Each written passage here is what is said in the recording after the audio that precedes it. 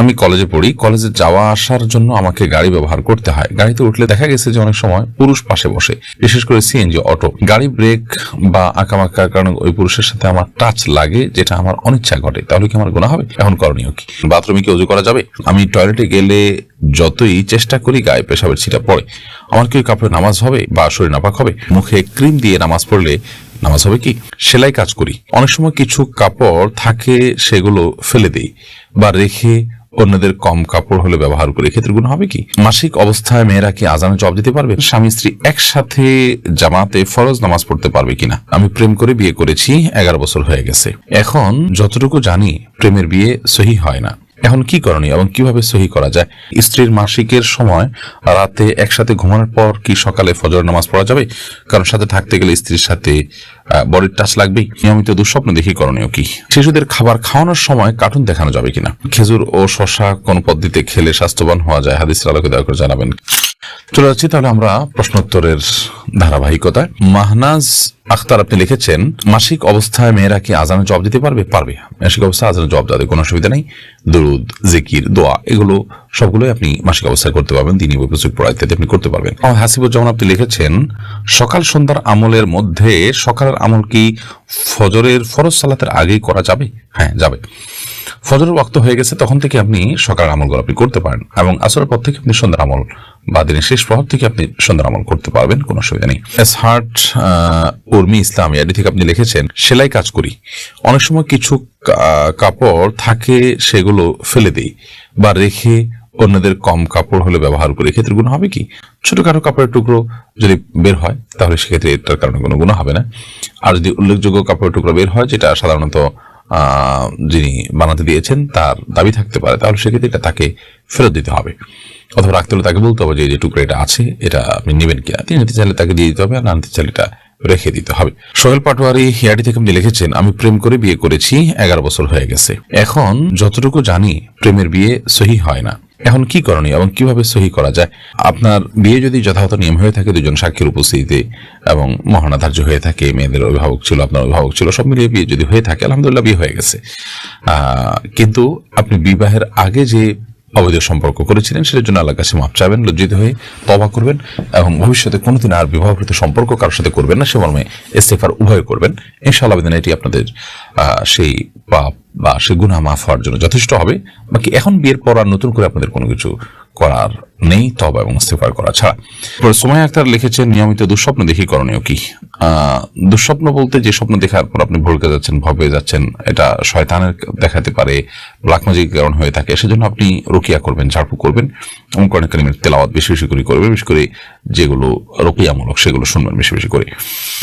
আর যদি আপনার কাছে অর্থবহ স্বপ্ন মনে হয় যে আপনি বা মানে কোনো বাজে কোনো ইঙ্গিত পাচ্ছেন, তাহলে সেক্ষেত্রে আপনি আল্লাহর কাছে পানা চাইবেন, আল্লাহ আমি এই স্বপ্নের থেকে, মন্দ দিক থেকে, ক্ষতিকর দিক থেকে আপনার কাছে পানা চাই, আল্লাহর কাছে ইস্তেগফার করুন, পানা চাইবেন, ইনশাআল্লাহ যথেষ্ট হবে। ফারুক আক্তার আপনি লিখেছেন, বিভিন্ন শপে হিন্দুদের পূজা, ফাল্গুন আরো অনেক কিছুর উপলক্ষে বিভিন্ন অফার দেওয়া হয়, এখান থেকে আমরা কি কোনো প্রোডাক্ট কিনতে পারবো? কোনো অসুবিধা নেই। আপনি এই অফার উপলক্ষে আপনি কম দামে পেয়েছেন, কম দামে পাওয়াতে সেটা নেওয়াতে কোনো অসুবিধা নেই।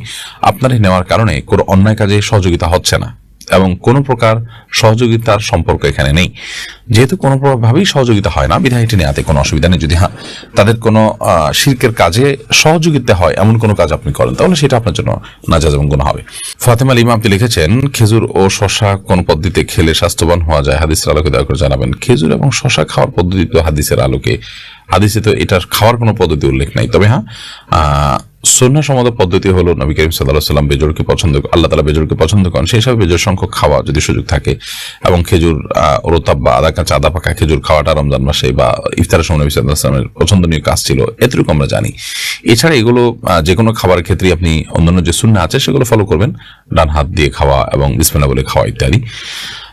এর বাইরে এটার স্বাস্থ্যগত দিক, উপকারিতা আমরা কিভাবে বিষয় অর্জন করবো সেটা অবশ্য সংশ্লিষ্ট বিষয় বিশেষজ্ঞদের কাছ থেকে জানতে হবে। তাসমিমা বাঁধন জ্যোতি আপনি লিখেছেন, স্বামী স্ত্রী একসাথে জামাতে ফরজ নামাজ পড়তে পারবে কিনা? যদি পারে তাহলে কি একামত দিতে হবে? তাছাড়া অন্যান্য নফল নামাজ কি জামাতে পড়তে পারবে?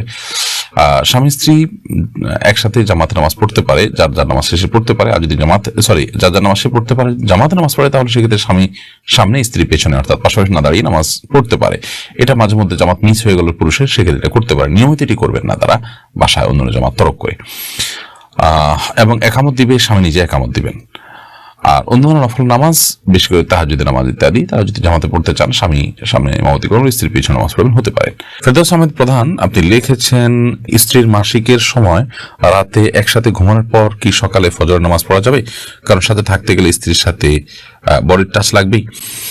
স্ত্রীর সাথে বডির টাচ লাগলে কোনো অসুবিধা নেই। মাসিক অবস্থায় আপনার স্ত্রীর সাথে আপনার বডির টাচ লাগলে যে আপনি নাপাক হয়ে যাবেন এবং আপনার গোসল ফরজ হবে, ব্যাপারটা কিন্তু সেরকম নয়।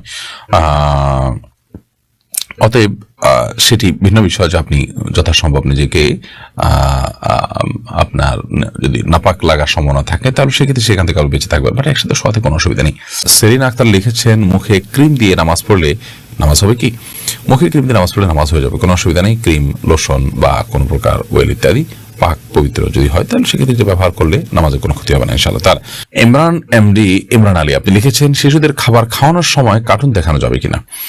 খাবার খাওয়ানোর সময় যদি আপনি কার্টুন দেখান, কার্টুনগুলোতে ম্যাক্সিমামই আজকাল মিউজিক থাকে। এই যে মিউজিক থাকে, সেজন্য কিন্তু এই ধরনের কার্টুন দেখা বাচ্চাদেরকে দেখানো জায়েজ নয়, গুনাহের কথা। কারণ আপনি সেখানে মিউজিকের যে গুনাহ, হারাম, সেটিতে লিপ্ত হয়ে যাচ্ছেন, বিধায় সেটি জায়েজ নয়।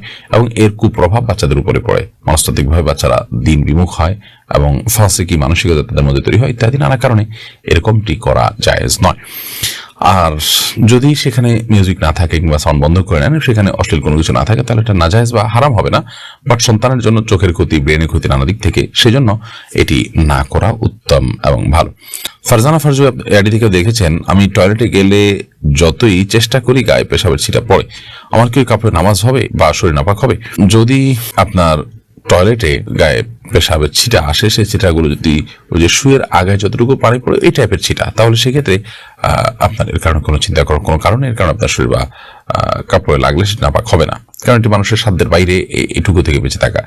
তবে আপনি যদি দাঁড়িয়ে পেশাব করেন, তাহলে সেক্ষেত্রে এই ধরনের ছিটা পড়ার সম্ভাবনা বেশি থাকবে। বসে পেশাব করলে এটার সম্ভাবনা কম থাকবে। সতর্ক থাকবেন সর্বোচ্চ, কারণ কবর আযাবের অন্যতম কারণ হলো পেশাব থেকে পবিত্র ভালো করে না হওয়া। আমাদেরকে মাফ করুন। আর যদি আপনি শত চেষ্টা করার পরও পারেন না, লেগে যায় 2-1 ফোঁটা, তাতে কোনো অসুবিধা নেই ইনশাআল্লাহ বিসমিল্লাহ। এমনি সাইফুল ইসলাম সুলতান, আপনি লিখেছেন, বাথরুমে কি ওযু করা যাবে? বাথরুমে ওযু করা যাবে, তবে সেখানে বিসমিল্লাহ মুখে উচ্চারণ করবেন না, মনে মনে বলবেন। আর যদি বাথরুমের বাইরে, টয়লেটের বাইরে যদি আপনার ওযু করার ব্যবস্থা থাকে, সেটা সবচেয়ে উত্তম এবং ভালো। জান্নাতুল ফেরদৌস, আপনি লিখেছেন, আমি কলেজে পড়ি, কলেজে যাওয়া আসার জন্য আমাকে গাড়ি ব্যবহার করতে হয়। গাড়িতে উঠলে দেখা গেছে যে অনেক সময় পুরুষ পাশে বসে, বিশেষ করে সিএনজি, অটো। গাড়ি ব্রেক বা আঁকামাকার কারণে ওই পুরুষের সাথে আমার টাচ লাগে, যেটা আমার অনিচ্ছা ঘটে, তাহলে কি আমার গুনাহ হবে? এখন করণীয় কি? প্রথমত, এ ধরনের পুরুষের সাথে একজন পরনারী পাশাপাশি না বসা উচিত। হাতে ব্যাগটা কোনো কিছু থাকলে সেটা মাঝখানে দিয়ে দেওয়া দরকার, তাতে আপনি বেঁচে থাকতে পারেন, এটুকু অন্তত আপনার চেষ্টা থাকা উচিত। এবং অনিচ্ছাকৃত এরপরও যদি ব্রেকের কারণে আপনার টাচ হয়ে যায়, তাহলে সেক্ষেত্রে ইনশাআল্লাহ গুনাহ হবে না, কিন্তু নিজের সর্বোচ্চ চেষ্টা থাকতে হবে যাতে করে পর্দার খেলাফ না হয় এবং তার শরীরে